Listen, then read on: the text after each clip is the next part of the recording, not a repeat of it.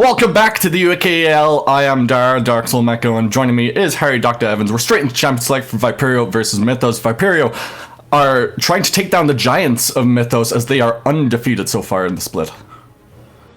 Yeah, Mythos having a pretty strong start coming out, and everyone on the casting team agreeing, I believe, that we all put them down there for... we've had some very homogenous predictions this time around, and there's a pretty good reason for that. Mythos have looked very, very good, and like you said, Viperio do want to see if they can upset the apple cart just a little bit. First few bans coming out, the Darius taken away. It was played once by DOQ Booster throughout the regular season so far, so it is a bit of a target ban towards him. Set being taken away, something played by both the support and the top laner for Viperio. Yeah, and we are in the final ban here for Mythos, and I wonder what they'll do with the Lucian when their time rolls around, because giving that pick over to Kaz can be devastating. That man is an absolute machine when he has his hands on that there Light Slinger, so we'll have to see if Mythos are okay playing up against that one. Of course, Arsene, a very competent carry in his own right with a diverse pool, so they might have a little something prepared on the Mythos side. You're just waiting the last few seconds down to see where they want to put this early priority, because Aphelios has been taken away. It looks like they're going for the Kog'Maw. That's an interesting ban. Okay, yeah, Kog'Maw, well, pretty popular after he got those buffs. People playing him AP mid, playing him AP bot. Let's get that one off the table. And in fact, Lucian is not even going to be the pick, because that is your standard B1 blind Ezreal lock. Could be a bit of a flex into the mid lane, but most likely going to be going down bot with Kaz. Yeah, it's something that Kaz has played once before in the regular season in one of his 3 games, so not too surprising to see that picked up for him. Can also be paired up with one of the supports that we have seen Demi Unleashed on before. So where do you want to put your early priority in the first rotation for Mythos? Looks like it's the Graves. What else? Oh, it's apparently an Annie. I'm not expecting it to actually be an Annie. It's a Yuumi lock-in, that Annie. So that one's being denied away from the Ezreal, and that's an interesting choice, because the Yuumi does have a few good pairings. Of course, Ezreal is definitely the best ADC to put her up with, but then you usually want some sort of hyper carry, you know, like a Kog'Maw or an Aphelios. Both of those off the table. And she likes to also have usually some sort of backup option as well, like an Olaf can be really strong paired with the Yuumi, but we've already got the Graves locked in for now, and of course Graves can be that backup. He's just not quite as guaranteed as some other picks may be, so I'm interested to see what will be paired up here with this Yuumi, and we'll probably see it from Mythos very soon, because if they don't lock in their ADC now, you get 2 AD bans coming out from Viperio in the next phase, and it gets very difficult to put this Yuumi into a competent lane. Yeah, it drops it down from S tier to A tier to B tier, even to C tier, depending on what they want to go with. But on the other side, they have locked in the Nidalee, which we've seen a little bit more priority on as of late. Yeah, again, we just get into the standard, have your full clearing junglers, Nidalee and Grace, get that kind of control going. It's a bit interesting in that case, then, that the Thresh was now the lock-in, because, Thresh Ezreal versus a Yuumi lane, maybe you can go for a bit of kill pressure there, but now you have the Nidalee, so you're getting some good siege and some good proc, and you need to get a little bit more into this comp now to make this Thresh fully work out, but it's still, it could be very competent. And the next lock right there, we have not been told that that is a proxy in any way, shape or form, so looks like it's Twitch AD. AD Twitch, something that we very rarely see, even in solo queue. People prefer to take it jungle. Talk to me about this pick. Does it synergize well with the Yuumi? Right. Is there some niche pick that you've heard of? I'm a very passionate man in regards to one thing and one thing only when it comes to Twitch. Don't build Muramana, because I see people do it very frequently. Muramana, disgustingly OP item. However, on Twitch, you're playing to scale. You've already got an attack speed storage. You've already got an AD storage. You need attack speed and crit to go alongside those two. Yeah, you get a lot of AD from the Muramana, but Twitch, you're not a champion until you hit 3 items, until you hit 4 items. And when you got those, you want other stats. You want multipliers. You don't want just AD. You don't care about mana. You want to actually have something useful like attack speed and crit. But people still keep building it, and then they finish it at like 27 minutes, and they're like, yeah, don't worry, guys, I'm spiking. It's completely useless. So I want to get that out the way now. I don't want to see that at all, because people keep doing it, because I think RatIRL did it once, and I'm not happy about it, but I've ranted for long enough. We've gone through the rest of the bans, and Ornn is a lock. Ornn is the lock for DOQ Booster. We saw him on that, I think, one time before, if I'm not mistaken. But it's something that goes into the late game scaling as well because of the ornaments. Do you feel like if they're going a little bit too into the late game scaling basket, they don't really have anything that really wants to kind of be front loaded? Well, they've given themselves the counter pick in mid here, and we can see some powerful options were taken off the table with that Twist of Fate and Syndra, because it's very important now that they get themselves a strong, dominant mid lane matchup here. When they especially have this Graves, if they're trying to scale with this Twitch Yuumi as the most, impossibly not proactive lane I can ever think of in the bot lane, and then you have the Ornn blind as well, so he's not going to be winning. You need someone that is getting an advantage, is getting pressure onto the map early, so that you can also snowball the Graves, who will then snowball the rest of the game. You have your mid laner wins in the first 5 minutes to help Graves win for the next 10 to help Twitch and Ornn take over the rest of the game. And something that could have been pretty nice there would be something a little bit like Orianna could have been a good lock-in to get that going, but it was taken away by Viperio. Well, we haven't been told what that Singed is. I'm assuming Singed isn't the lock-in for the mid lane, unless they want to go something like... Yes. Okay, Singed. it is a Singed. Yeah. Singed top. What you do then is you then send the Ornn into the mid lane, and that actually does fill the description of what I just wanted. Ornn, you wouldn't think it, but Ornn mid is actually a prio machine. He can be pretty good at filling that one off, so I don't hate it too much. The issue here is then, well, what's the Singed actually accomplishing? Singed up versus the Camille matchup. I'm not going to lie to you, it's not a matchup I've seen very often, but I feel like it would be pretty Camille favored eventually, so yeah, I worry about the specifics of that one, but having the Ornn mid, especially versus Orianna, is going to do what Croatian needs on that Graves. But if we stick with the top lane, again, it feels like if you're going all into the late game scaling, because then you'll have some tanky stats on your top laner, you'll have some AP potentially on your top laner, depending on how he wants to build. But Camille is great at every stage of the game, and as you said, it feels like as if it's a Camille favorite matchup. Yeah, and the other issue here is that you're not getting anything done onto the Ornn's lane. He's definitely going to get you a lot of pressure, and you can use that to invade and try and take over the Nidalee for sure. However, you're never actually going to get any sort of ganks off. You're never going to kill Sykes, and you're definitely not going to pull off anything bot lane. Twitch Yuumi versus Ezreal Thresh, not happening at all. Nothing that Croatian can get done down there. And because of this, you'd sort of want to hope that there would be something that you can definitely get a lot of punish coming through in the top lane.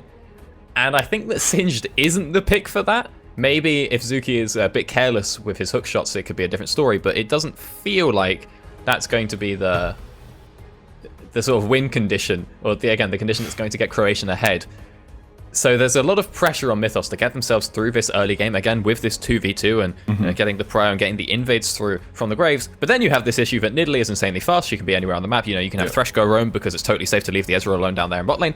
And also, it's a Camille, so it doesn't matter if she's under tower or anything. She can just hookshot halfway across the map and be there for the collapse before DuoQ can.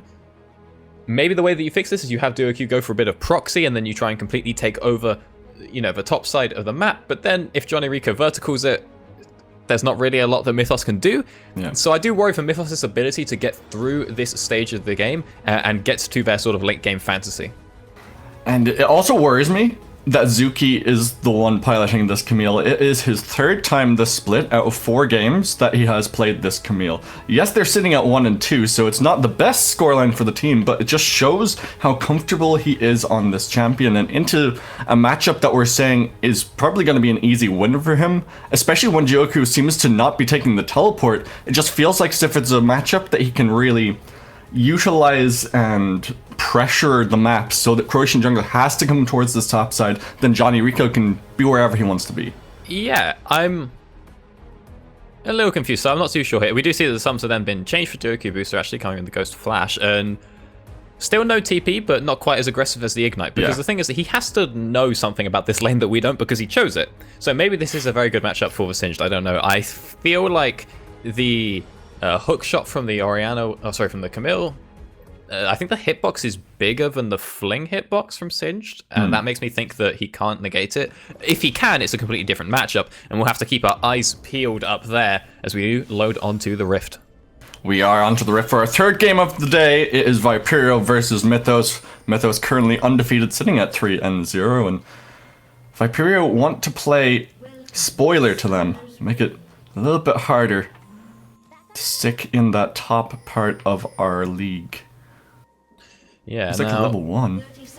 Something I do want to bring up is Aftermath is not... Oh, no. Oh, no. Oh, he can get away. It's fine. Yeah, and in a shocking twist of events this time around, the mouse saves the cat. Not what Tom and Jerry taught me would happen, but works out for once, as the 5-man invade does come through, get a little bit of vision down. Not too much important going on there. One thing I do want to bring up is the summoner choice here in the bottom lane. Exhaust Ignite, very aggressive from Kaz and Dimmy, and if they can make this work, they could look to try and farm some kills down here. However, if Arsene and Aftermath play it safe enough, there's not really a lot that's going to come out from those two, and you end up just losing out on quite a lot. You think that this could be a TP on the Ezreal, for example, and then he can just control the waves a lot better, get a lot more tempo when it comes to rotations around the map, and he just gets basically free gold. TP becomes a summoner that says, hey, get a free wave once every minute. And when you're playing something like Ezreal versus something like Twitch, someone with an early power spike versus someone who's trying to scale, that gold is actually very valuable. But right now, there could be a bit of cheese. A little bit of cheese threat potentially coming out here. Throw out a Mystic Shot, but not really going to get anything for it. I like the idea that they were just waiting for Arsene and Aftermath just to push up in the lane and punish them if they do, and they were just trying to approach the wave, trying to farm, and Arsene's already down to half health, make that a third, and he's just taking so much damage from Dimmy Unleashed. Just zoning him from the wave.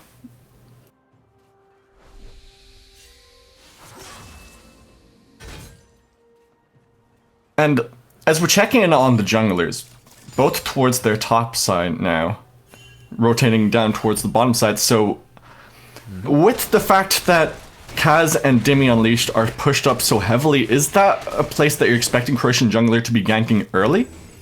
Well, yes and no, because it's really hard for him to get anything done in this lane. They have Exhaust. That's the closest thing to any CC being offered, so I think Kaz and Dimmy are very confident in their current situation to play up like that. Another big issue here is that Croatian has used a lot of mana. I don't really know how he's used this much, but it's definitely slowing down his clear speed a lot now at this stage, so he has to skip on over to his blue, and this means that Johnny Rico a little bit further ahead than him, so even if Croatian was to try and get a gank down on bot, Johnny would be more than well equipped to counter gank that one, and should be able to move in onto that crab first as well.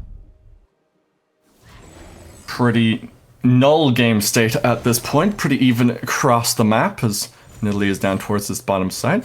I think we'll manage to pick up this Rift Scuttle. Yes, this is very good, actually, for Vector here.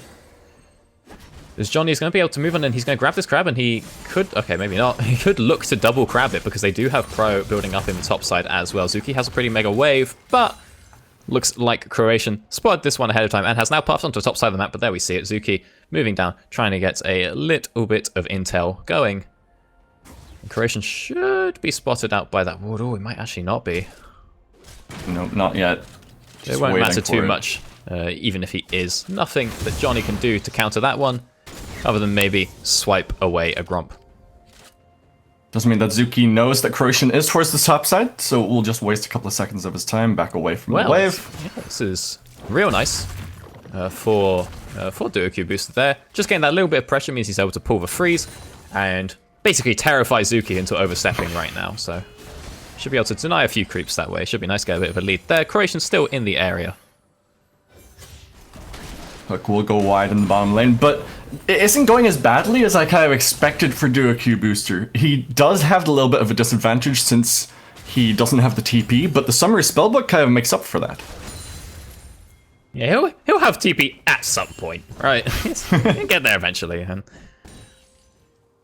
right now, he seems to be down just a little bit in XP from, as you said, not having that TP. He did get an early recall through, and that could be pretty important at level 6, but Arte. Yeah, he's the victim of a gank, but just gets the electrocute off. Not much else happening there. But 2 seconds until the Ocean Drake spawns. It will be the first Drake of the game. As a little bit of trading in the top side, just a wet noodle fight as Duoku Boosters taking a little bit of damage from the auto attacks from Zuki, but like I said, just a bit of a wet noodle fight as Sykes has barely any mana, but the auto attacks from the Orianna just doing so much, has to flash away from the Q. Yeah, lovely javelin coming in there. Perfect angle, forcing that flash out of the Ornn. I'm not going to say he's going to be particularly gankable after that one, because he is indeed an Ornn, but I wouldn't expect him to get that low anyway, so maybe goes in with the hook shot later. Duoku very low, but no mana on Zuki. However, Zuki is adding that up with the biscuits, and hitting level 6 could be dangerous for Duoku, so he's going to go ahead and recall out as well. Now that these teams really want to go really aggressive early on, just Want to play the farming game, Farm Simulator 2020. Did Duoku Booster just ghost to lane? Yes, he did. It's actually not, since the ghost buffs, it's actually not that bad an idea. With the, whatchamacallits, the Buster Scope and Nimbus Cloak as well, you do get, like, you get to lane pretty quickly. So he goes to lane and then swaps it for TP. I respect that a lot. Yeah, it's just so bizarre. He doesn't choice. disagree. Like, yeah, well, he doesn't. But then he changes the TP. I mean, he's not going to be going particularly aggressive in this top side anyway. But Call of the Forge God comes out, gets the flash out of Sykes. Ooh, and that is a pretty heavy cooldown to be blown by Mythos there, actually, as the dragon is up and about. We might be looking for a fight near that, especially with Arson and Aftermath having that push down on the bottom side, but without the Ornhorn, it becomes a lot harder to take this one in the 5v5, so looks like they're going to reset. They're going to back off. And now pressure is ceded over to Vector, who should look to get just a little bit of vision control, and once Ezreal has cleared out that bot wave, they could look to fight it themselves. Looks like they're thinking about starting it up. Mythos know that they're on this objective, but Graves is on his chickens, so... I mean, Johnny Rico spent so long hiding in the pit to not be spotted there, and Redeemy just walks in. You hate to see it, but there's nothing that Mythos can do about it, so... That dragon should be pretty well and easily and patiently secured by Vector. They know they'll get it eventually. The cooldowns aren't there. It cannot be fought by Mythos, so they're like, yeah, we'll just wait them out, wait for Creation to walk onto the top side of the map, and we'll get that one. Nice and simple. Now, they might be looking for a little bit of action down the bot side of the map. Decent amount of damage down to Kaz, but Nidalee is towards that bottom side. If they want to take a fight, they will have the backup of the jungler. Now that trading in the top side as the ult is popped by a duo Q booster. He's down to half health already. He's still looking for the fight though as he flings him backwards towards the tower. He's in the Queep Brave, so I'm gonna take a decent amount of damage from that.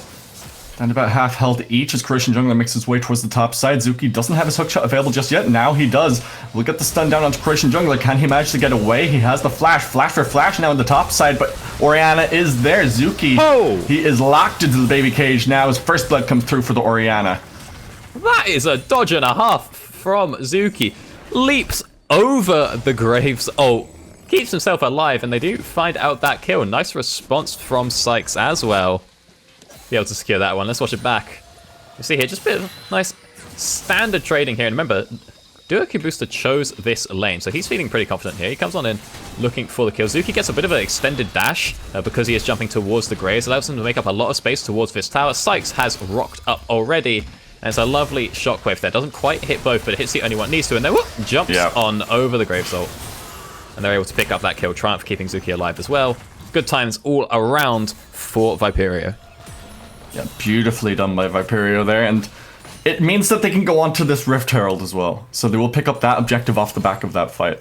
Yeah, and there's not really a lot that Mythos can do about that. They have to walk away with their tail between their legs. You see the Croatian jungler walking back to go and farm his own lane, and we actually see that Duoku Booster is moving down onto the bottom half of the map. Zuki has no cooldown, so they might be looking for some sort of dive, but it's Twitch Yumi, so diving not really a specialty in that lane, as he will back off and go pick up some mid CS. Meanwhile, similar dives being attempted on the top half of the map, and they are a little bit more scary when it's the Nidalee there, and with the Rift Herald as well, we could see a lot of plates being picked up. Do they use it in this top side, though? They're playing it patiently, just waiting for Artezuka to come back. We can hear just a few seconds in the future. Yeah. Scuffed production. Call of the Forge God comes through, looking for Engager as Duoku Booster goes in with his ultimate. Will pop the box and flay him backwards, but gets flipped back into the tower, and Duoku Booster, he goes down to the True Shot Barrage. They'll trade one back with the poison damage coming through. Artezuka goes down for the double burning. Johnny Rico will eventually go down to the burn. Yeah, minions and the Ignite there coming through. Creation now trying to respond on the other side of the map to turn this into a slightly positive trade in their favor. The wave has come through. Arson pretty low on mana. Creation, buddy, what's going on here? Are we going to dive this or not? Looks like the answer's not. So he continues to take away their Krug camp, which means net positive play for the side of Viperio there, as they do get themselves a fair few more plates in the top side. And as we crest this 10-minute mark, almost 11-minute mark now, it is just a minor gold lead for the side of Viperio, and even less of a gold lead now with the cull finished off by Arson. So it's just so back and forth, but you have all of the gold into the Ezreal. Yeah, and this Herald actually deployed very early to path on up to that top lane, and this does mean there's a pretty fair early warning here for Mythos of what's about to happen, but they're in no position to be able to take this with two members having reset and Croatian on the other side of the map. Anyway, this should be a lot of solo gold funneled into Kaz. I think the Herald was dropped so long ago that it might not actually share. Oh, no, it does. It does share over still onto the Nidalee, but local gold definitely handed over to Kaz there. So first tower taken out, and you talk about that gold swing. We are now almost 2,000 gold in the lead for Viperio. We got that dragon spawning up in 1 minute as well. So they should be looking to path on down to the bottom half of the map. Try and take that objective, and there it is! Arson! Come on, man. The man immune. Your bane. I hate it so much. This is a man that's his aim is to hit 4 items with this comp. So he's like, yeah, I'm going to get something that spikes hard on 1 item. And he's not going to finish stacking it before the Ezreal. So the cost efficiency is irrelevant because Ezreal's just going to have a whole better item than him anyway. And, like... So is it just Infinity Edge and then Runan's Hurricane Rush? Yeah, Blade, Hurricane Edge, like anything that gives... Because almost everything. AD and attack speed all multiply together, right? Muramana only gives 1 of those stats, so when you hit 4 items, it's just not as efficient as something else that gives 2 of those stats, again, because of the multiplicative effect. You're going to see this man at 4 items and just be like, what if that was the PD? And yes, he's going to spike earlier, but you're playing Twitch, you don't care about early spikes. That's not why you picked this champion, so... I mean, Harry, he really, really needs that mana. Oh, yeah, because of all the Q resets. Haha. And that means that he's probably running Presence of Mind as well, which means he's not got Triumph or Overheal. 2 very nice runes to have on an ADC. And whilst this is going on, the Drake is secured because Croatian's on the other side of the map. A running theme in the course of this game to bring up. Johnny Rico, always where he needs to be, and Croatian being forced into actually where he doesn't need to be. Croatian jungler towards this middle lane now. Zuki smells that he was there and then instantly saw him pull around the corner. So he'll just play a little bit more safely in this lane. Should know that he's still there as he gets the hook shot. Will not get the second channel of it. Will manage to get away. Yeah, whilst this is going on, DuoQ is freezing up that top wave, denying a fair few minions here and there, which is always nice because right now there are 2 solo laners in the mid lane. Not making it that much of a solo lane at all, which is just costing, you know, a little bit of gold and XP to be hemorrhaged out here. So good times for Mythos right now with the state of that top wave. But of course, they are losing a fair bit on the bottom half of the map. And again, Arson and Aftermath just have to recall, which means that Kaz is able to just pick up a tower and get some free gold here. A lot of free gold with these tower plates that they managed to take. I think that the tower on the bottom side, on the side of Viperio, is actually quite healthy. So not as much gold injected into the bottom lane of Mythos there. His Croatian jungler is feeling a little frisky here, but doesn't really want to take this fight against Zuki. Now he does with the backup of the rest of his team. Sykes is Yikes is off to the side as well. Zuki has to try and get himself out of there. So many ultimates burn just to try and pick up this 1 kill. Just 1 more auto attack needed, but the burn with the poison will take him out. Look for the second one here as he gets the flip back. Croatian jungler picks up the kill and just misses the true shot barrage. Not quite. Not quite able to land that one out, and however, the pro is in the favor of Viperio, so even though they do lose that little fight around the blue buff, they should be able to even it out by taking up some towers here. They even get the teleport blown from Artasuka, which is pretty nice for them. He's trying to do what he can, but... Oh, beautiful death sentence there. Got the flash out of him as well, and will pick up the kill. Who will donate it over to? It will be Demi. Oh, what? I mean, Viperio could just keep going. I think he hit the... No, he didn't hit the box. Didn't even ult. Viperio can get something here, lads. Like, they get the free kill. Honestly, I don't really know what his plan is there when he, you know, teleports in and then has to immediately flash out, still hits the hook, and there's not too much punish, to be honest, coming through from Viperio. Like, yeah, they get the kill, but come on, lab some camps, get some vision down. Maybe try to get some damage onto that tower whilst you see the Twitch and Yumi a bot. You know, it's 3v0. I feel like something could happen there, but they take the early reset instead, get a bit of tempo. We do now see the Iceborne being finished off, and I just can't wait for the Mana Moon to be finished by Kaz so I can prove my point that he's going to finish it so much earlier than Twitch, and then the fact that Twitch is going to spike early doesn't matter. because he doesn't spike early enough, you know? We'll have to keep our eye on 280 I'm carry builds. staring at it. He just cannot finish it as fast as Ezreal. Ezreal can just stack it all the time when he's walking around the map. Oh, I didn't see what it was. Oh, no. Yeah. All you have to do is keep throwing your Oh, they're so close, actually. That's your really poisonous cask. Oh, they're actually really close. Either way, the Ezreal will finish it up faster because he's just mashing. Okay, well, he's not right now. Kaz, come on, buddy, mash some Qs. Okay, I'm being trolled. Well, Johnny Rico is starting off on this secondary Rift Herald, and it looks like Croatian Jungler is going to try and steal away his own chickens. We'll smite them to deny it, so that means it won't be the easiest objective to try and contest, so he's just going to go towards his bot side instead.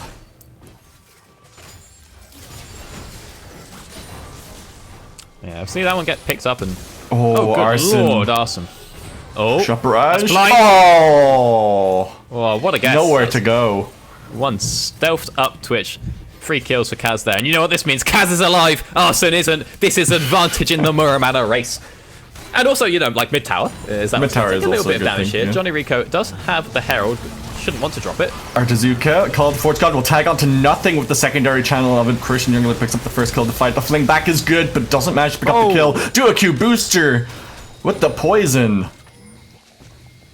Yeah, able to pick that one up. The Graves, doing a fair amount of damage as well there. And this sway that siege also means that Sykes and Johnny Rico will not be spawning in time to be at that dragon early. They're going to turn up just a few seconds after it has spawned, which will mean Mythos should be able to gather a little bit of control in and around this area, especially with Kaz face checking into their jungle like this, although he does have Just DP doesn't care, nearby. but Ghost has been popped by Do a Q booster. Well, it sounded like there was a Ghost popped. Oh, There's the Ghost being popped. I think we were was RT that listening to the ghosted. future once again. No, it was RT that ghosted the first time. Okay.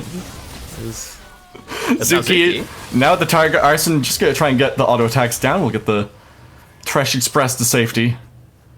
But now Johnny Rico and the rest of the team are all up and available, all towards this bottom side, yeah? Right. Lands the hook. Artizuka pulled back in with a beautiful ultimate from Sykes. Finds the secondary kill here. This should be the Mountain Drake going over the side of Viperio. Yeah, and this should have been a pretty free setup for Mythos. They had the advantage over the area. They can use this to get cryo and get some vision control in and around, and then look to make a pick when anyone comes to contest them. Instead, they look to chase down those kills, and it's going fine, but they overchase just a little bit, and this allows enough time for Johnny and for Sykes to turn up and turn that fight around. Now we got a nice little replay coming through in the mid lane here. See, Arson was stealthed during this. Kaz blinds it out, and one thing you have to love about this is the angle he puts it at, like just sort of clipping the edge of the wall. Yeah. Basically maximizing the hitbox in its entirety there. It really works out nicely. However, once this is all said and done, the return then comes on through from Mythos here. They're able to trade a little bit back with the power of that Ornn ult force. So far, this the Singed pick isn't going as badly as I kind of expected it to. He's up on CS, up on kills, equal on assists. But it feels like it's not doing quite enough to be a carry for the team. I feel like something's coming with it, right? Because Maybe it's 6 he items. knew what he was getting himself into. But I also don't see anything outscaling a Camille. And yeah, it went fine. But I think that's not sort of how they needed it to go. Zuki, you can't be face checking at this stage of the game. Oh, none of that. Heavy amount of damage being taken there. Heavy amount. And this does mean now that Mythos pushed through onto this tower. What's the response on the rest of the map from Viperio? It's not a lot, as we got a fair few people resetting during that play. And again, yeah, you have to be aware of that, Zuki, buddy. If your teammates are resetting, if they're not on the map, you cannot be either. And this means no punish comes through. The tower is then secured, and Arson catching up a few creeps here in the middle wave, but not getting too much done. Baron has spawned. Here's the thing, right? Twitch has 2 items. Okay? He does, kind of. Hurricane's fine, but he doesn't, because he hasn't finished the Muramana. You go with the Ezreal. The Ezreal's build is just cheaper, okay? So he's able to, like, obviously he's got 3 kills and a lot of plates funneled into him as well. But the fact that the plates funneled into him is more of an issue with Twitch and less the Muramana part, right? But when he finishes that Muramana, baby, the fact that he's just got, like, cheaper items than the Twitch is ever going to have means he's just going to spike earlier. And then what's the point of trying to have a fast spike as Twitch? People say it's like see, it's pretty close, but now the edge is starting to go towards Kaz. But you say like, oh, you get such a fat spike. It's like, yeah, but it takes so long to hit it. It's not that much fatter than it would have been with just a different instead of 2 items. Oh, I hate it. But maybe Arsene can prove me wrong. The Herald was deployed in the mid lane. Looks like it might have been timing out, and Mythos will be able to take this one out. Viperio not quite confident enough to step up and defend it, especially with Artezuka lurking in the wings there. Zuki now down towards this bottom side. Doesn't have the teleport available if he wants to try and make a cross-map play. But now it's all down to timing here. 2 minutes until the Mountain Drake comes up. It will be Mountain Soul for Viperio if they manage to pick up that objective. Baron is obviously spawned, so want to get some vision established around that objective. It's all in favor of Viperio at this point, except for that Riftskull Shrine, which is just despawned. Yeah, it's going okay for them right now. Viperio don't have the best damage when it comes to taking out the Baron, so they might need to be a little bit hesitant in that one. They look for a few picks before they try it. However, Mythos definitely do have the damage. They've got 2 ADCs there, and a Yuumi plus a Leandri's on the team to boot as well. So Mythos do actually have the potential, if they get control of the area and can draw people away, or get like a little bit of pride. They do have the threat of being able to actually do the objective, which is something that is a little bit lacking right now from the Viperio side.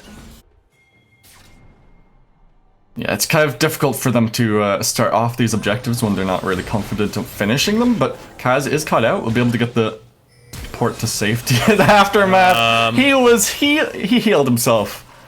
He was just lurking, trying to recall in the bush. That's not how you play Yuumi. He just happened to be tagged by the True Shot Barrage. I think it went the wrong direction even. Or did he do it on purpose? Oh, Kaz, oh buddy. We've seen this one before, although True Shot Barrage not quite up this time around, so maybe we haven't. But this is pretty good for Kaz. It allows him to get that prio in the mid lane. You can see he's got his jungler, his mid lane, his support all lurking nearby, and with that Soul Dragon spawning in just 20 seconds, this is pretty good. It's going to give the inside track there over to Viperio, and you can see just how much vision control they have set up here. They've got the wards, they're even getting the sweepers coming through as well. Might be looking to find some pick here, although they might want to just wait a little bit for Sykes to turn up. They're also aware that Aftermath has only just spawned, so they're pretty confident to be playing up in this 4v4 situation. And Kaz has his Moramana fully stacked as well, so... look at that! Has reached that power spike that we've been alluding to all game. Spike now, Arsene. Well, here comes the engage anyways. That's a beautiful call of the Forge God. Tags onto Johnny Rico. Will just dodge away from the ultimate from Sykes is Yikes. Looking for the engage further here as Duoku Booster is the target. Goes golden. Just to buy a little bit of time. Looking to try and finish off the kills as Arsene picks up the first kill of the fight. Duoku Booster just about goes down. That's 1 for 1 so far. Artezuka, he's tanky, but he can still die. Has to flash away. Looking for the last couple of Look at the damage! Arsene is just dead to rights. A triple kill for the Ezreal. Looking for to make it the ace, just chasing Artezuka down. That will finish him off, and that is a 1 for 5. God, I feel so vindicated. Arsenal owing 3 people, not quite doing very much damage whatsoever, and this means the fight is then won over. There is a couple of other factors involved, of course, as well. Viperio, they get the soul, and they move on over towards the Baron. Use the Baron, knock some inhibs, use the inhibs, get the Elder, win the game. They have a very simple path towards victory now set out for them. Zuki even using the teleport to come and speed this up as much as possible because Duoku Booster is flanking. He is flanking with that TP, but what can he do? He has his flash, he doesn't have his ultimate. Just gonna throw out some of the poison. Looking for it to hop, skip, and jump. Will dodge away from the Q from Demi Unleashed, but he'll just be taken down by the Ezreal, who is monstrous at 705. And that is dangerous for Mythos. They're now playing a 4v5.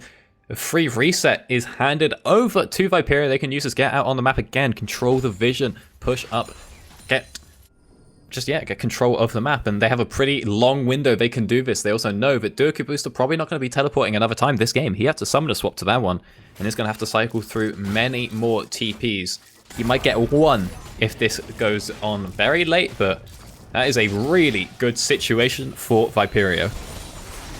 Third item finished off by Kaz as Arsene will crest over and get his Mana fully stacked just now. So it's I think about 2 minute difference between the 2 AD carries, but you're against a Baron empowered wave push with 5 members of Viperio. You just can't even approach the wave. Look at this.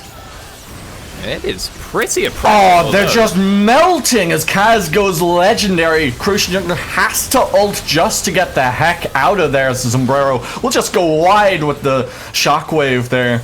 As 2 members already dead on the side of Mythos. It looks like Viperio are their kryptonite. As they take the mid inhib, looking for to fish off the base. It's just 3 versus 5.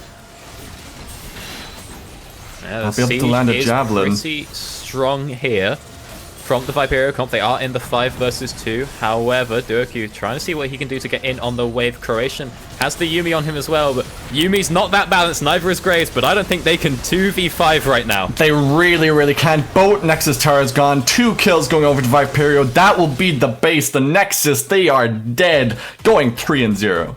3-1, I should say. 3-1, Looked at my notes. The undefeated streak there comes to an end from Mythos, picking up their first loss of the UKEL, and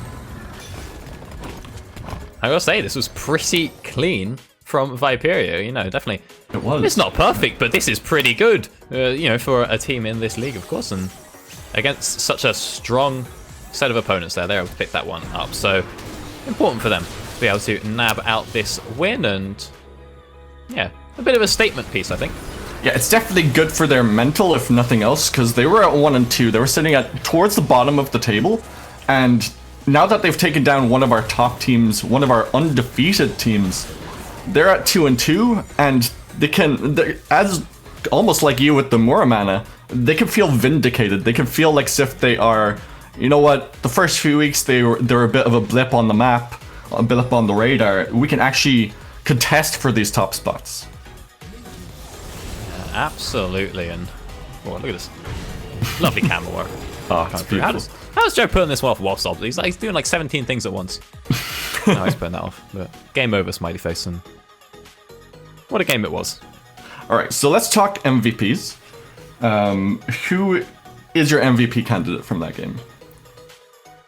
Oh, it's a good question. I mean, we see from Johnny Rico, always in the right place at the right time, and able to get the early objectives, get that snowball going.